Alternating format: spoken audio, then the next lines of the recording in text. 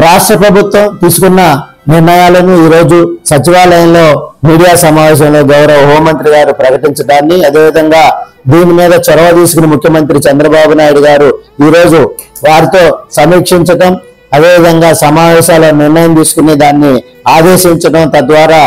రాష్ట్ర ప్రభుత్వం తీసుకున్న చర్యలను గౌరవ హోంమంత్రి గారు, గౌరవ నారాయణ గారు దీన్ని మీడియా సమావేశంలో చెప్పడాన్ని రాష్ట్ర కాపు జేఏసీ పక్షాన స్వాగతిస్తా ఉన్నాము. తప్పనిసరిగా ఈ అంశంలో ఏదైతే లక్ష్మీనాయుడు గారి హత్యకు సంబంధించిన విషయంలో, లక్ష్మీనాయుడు కుటుంబం మీద జరిగిన హత్యాకాండకు సంబంధించిన అంశంలో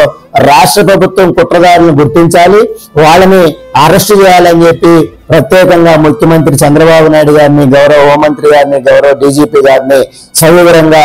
రిక్వెస్ట్ చేస్తా ఉన్నాను. ఎందుకంటే దీని మీద సామాజికంగా జరిగిందా, లేకపోతే మరో కోణంలో జరిగిందా, వారికి ఆర్థిక సహాయం చేయించారా, ఈ వివరాలన్నీ కూడా విచారణలో తేలే అవకాశం ఉంది. తద్వారా వారిని అరెస్ట్ చేయాలి, వారి మీద చర్యలు తీసుకోవాలని చెప్పి కోరుతా ఉన్నాను. అదేవిధంగా గౌరవ ముఖ్యమంత్రి చంద్రబాబు నాయుడు గారు తీసుకున్న నిర్ణయాన్ని రాష్ట్ర కాపు జేఏసీ పక్షాన స్వాగతిస్తూ,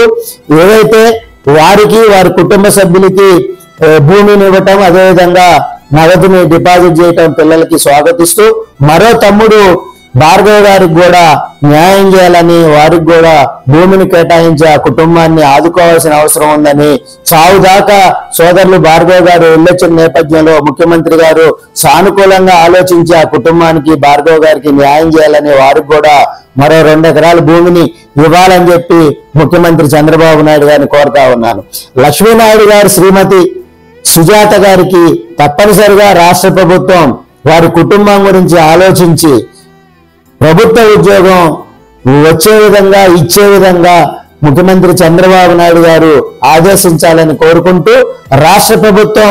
లక్ష్మీనాయుడు హత్య మీద స్పందించి కమిటీ ద్వారా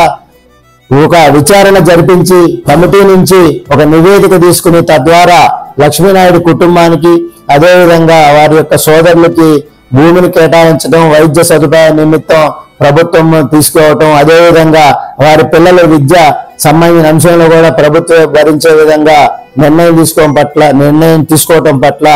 రాష్ట్ర కాపు జేఏసీ పక్షాన గౌరవ ముఖ్యమంత్రి చంద్రబాబు నాయుడు గారికి, అదేవిధంగా గౌరవ హోంమంత్రి అనిత గారికి, మంత్రి నారాయణ గారికి, శాసనసభ్యులు బొలిశెట్టి శ్రీనివాస్ గారికి, కందుకూరు శాసనసభ్యులు నాగేశ్వరరావు గారికి ప్రత్యేకంగా ధన్యవాదాలు తెలుపుతూ థ్యాంక్ యూ.